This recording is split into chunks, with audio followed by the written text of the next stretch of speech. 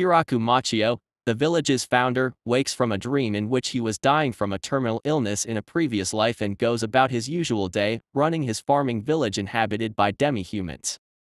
Hiraku was reincarnated in the past by the god of earth as an apology for his particularly harsh existence and painful terminal illness. Hiraku requested that he be reincarnated as a farmer because he enjoyed viewing farming shows in the hospital. God gives him a powerful new body and the magic omnipotent farming tool, which can summon any tool he requires and can be used without growing tired. Hiraku awakens in a forest far from civilization and chooses the largest tree as the location for his farm, using the tool to create a well, a camp, and his first field. To his amazement, the tool causes crops to begin sprouting without planting seeds first. After a few weeks, he rescues a couple of wolves he names Kuro and Yuki, who give birth to 4 puppies the same night. Hiraku eventually starts harvesting his first crop after adopting all of the wolves to defend the farm from monsters. A young traveling woman hears stories about the monster-infested Death Forest and resolves to investigate. God realizes he made a mistake by reincarnating Hiraku in the Forest of Death, but chooses to wait until he is eaten by a monster before reincarnating him again. Hiraku finds that he can control which seeds the tool sows with his mind, allowing him to expand his fields. With winter on the way, the wolves go in search of a friendly giant spider who weaves warm clothing in return for residing in Hiraku's tree.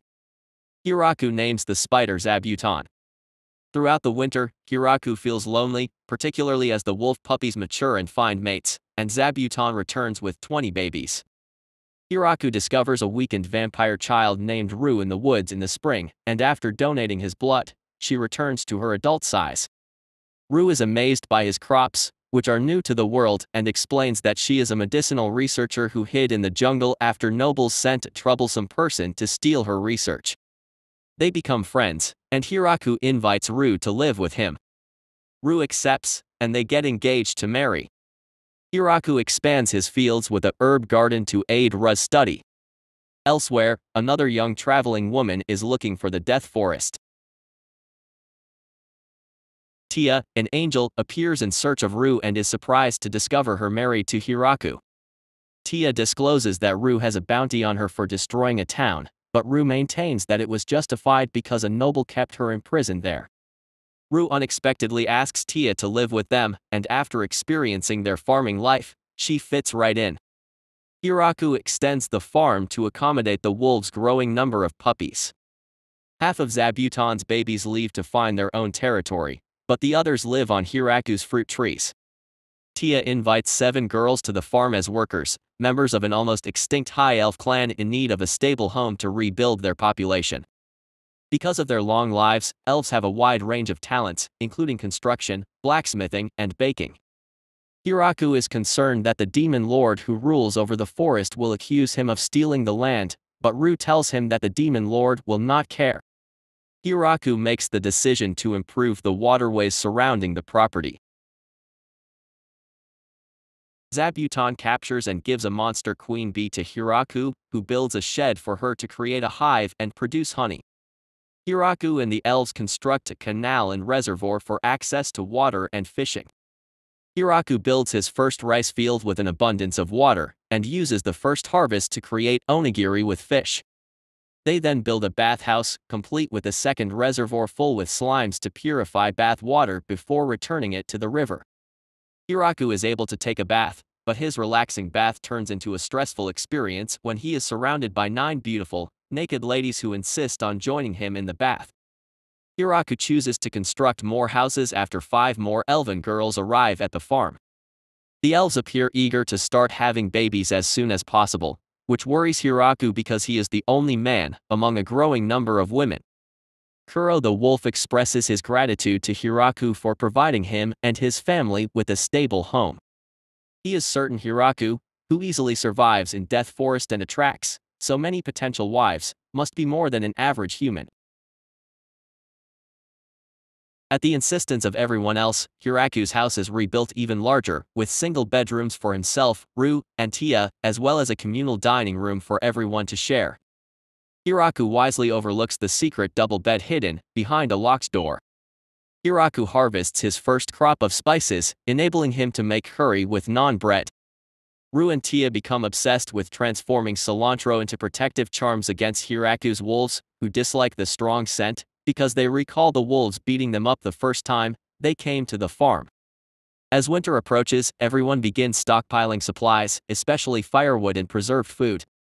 Hiraku worries that he isn't giving enough because he is the only one who can't use magic, but Lee assures him that no one else has ever lived and thrived in Death Forest. Winter arrives, so with everyone confined indoors, Hiraku introduces board games, allowing Ru and Tia to maintain their rivalry without damaging anything. Hiraku is taken aback by the wolves' ability to play, with Kuro effortlessly defeating Ru at chess and Hiraku at mahjong. Spring comes, but before they can plant new crops, Zabuton sounds the alarm as a massive wyvern approaches the farm. Hiraku's farming tool changes suddenly into a magical spear, and he kills the wyvern. The slaying of a fabled wyvern frightens the demon lord's generals and Drime the Dragon King, who are all curious about who lives in Death Forest. Hiraku grows grapes to make wine. God is punished by his daughter, the goddess of agriculture, who reveals that the farming tool he gave Hiraku is a replica of Grim the God Spear, and Hiraku has only survived using it because God gave him a supernaturally healthy body by chance. Zabuton and the wolves catch another vampire, who turns out to be Ru's sister Flora. As another researcher, Flora is fascinated by Hiraku's description of fermenting microorganisms, which make wine, miso and tofu, so she moves onto the farm, bringing cows and 24 ogre maids with her. Tia, feeling outnumbered, welcomes 3 more angels and a tribe of lizardmen who provide chickens. 30 more elves show up, all of whom have intentions to procreate. Hiraku becomes increasingly concerned about the absence of other males. Hiraku renames the farm the Grey Tree Village and holds a feast to commemorate the occasion, at which everyone unanimously proclaims Hiraku the village mayor. Demon General Beazle meets with Hiraku, who promises the demon lord a yearly tax of 10% of his harvest. Beazle accepts, but later tells Generals Gratz and Randon that he only accepted 10% because he is afraid of what is guarding Hiraku's village: Vampire Princess Ru, Angel of Annihilation Tia, an army of elves, angels, and lizardmen, a group of inferno wolves, and a greater demon spider. Drime, the Dragon King, also pays a visit to the village. As mayor, Hiraku recognizes the importance of cultivating diplomatic relationships, so they construct an embassy to house overnight visitors. Hiraku also teaches the villagers on the distinction between guests and unwanted intruders. Hiraku is still concerned about not being able to use magic as Senna and the other beastmen adjust to village life. Later, outside the community, he defeats a grappling bear and a bloody viper, which he cooks for another village feast. Hiraku makes mayonnaise and miso with Flora's assistance.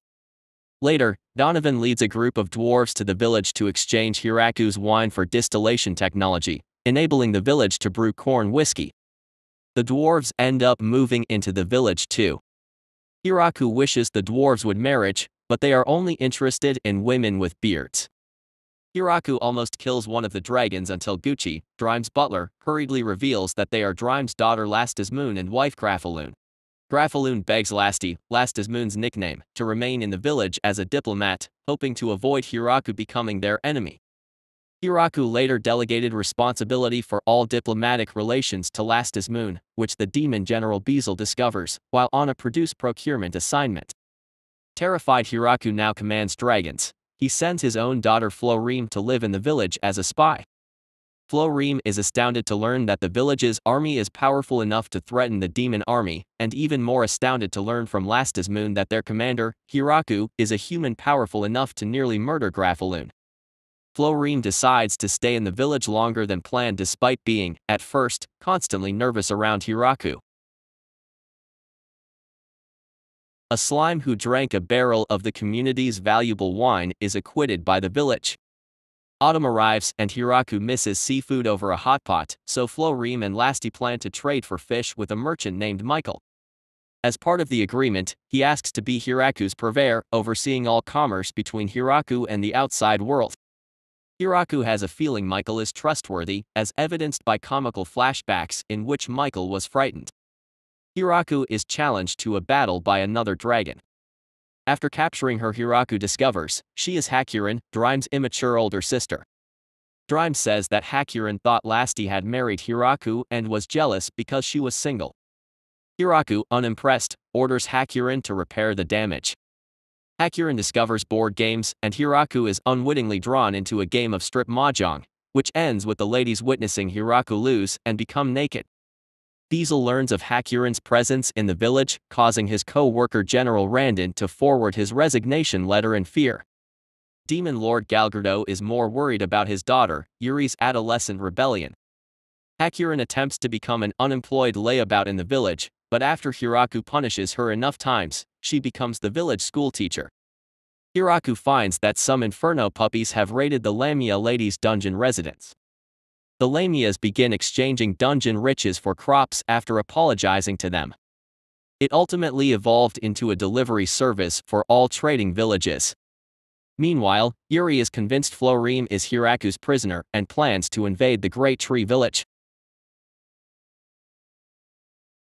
Florime discovers Yuri's plans, but Yuri has been deceived by ambitious but well-known simpleton demon nobles Rosalind, Clackace, and Roju. Florime discreetly plans for the Lamia ladies to defeat but not kill Yuri's army. Florime moves Yuri and the idiots into the village as punishment to work as an atonement, though she conceals their attempted invasion from Hiraku for political reasons.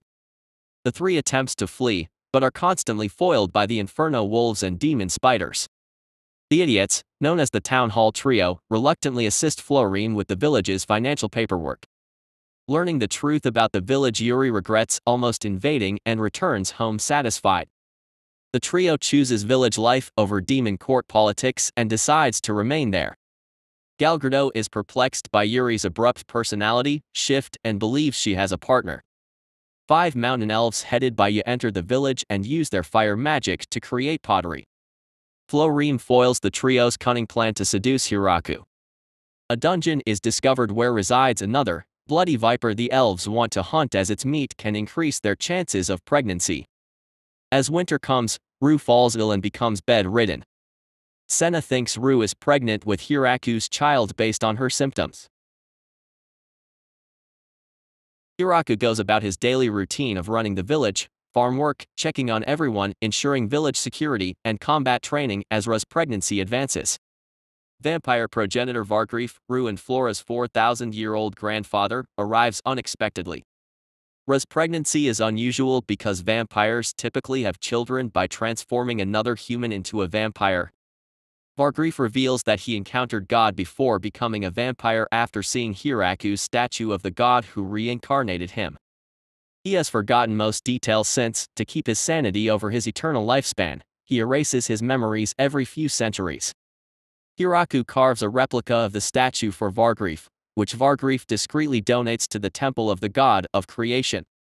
The priests are so taken with such an accurate representation of God that they announce that the Great Tree Village is under their care. To celebrate Rue's pregnancy, Vargrief sends the village an expensive grand piano. The trio are too nervous to play it, so Hiraku buys a cheaper version for them to practice on first, though he laments it when their practicing keeps him awake at night. Rue's pregnancy is still ongoing. In solidarity, the village abstains from alcohol until Rue is able to consume again. Hiraku is uneasy during Rue's labor and delivery period, because he has been barred from the house for the time being, so he wanders the farm until Rue gives birth to their son Alfred, a half-vampire, and Hiraku is delighted at being a first-time parent. Hiraku determines that the village requires its own currency, because their current method of trading goods is no longer viable, so he forges Great Tree coins and distributes 3 to each villager, though there is some confusion about how much one coin is worth.